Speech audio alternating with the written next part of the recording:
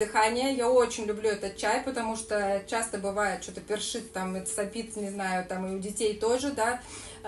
Если вдруг такие ощущения, то берем и пьем чай легкое дыхание, и сразу же как-то все это отпускает, откашливаться начинаешь легче.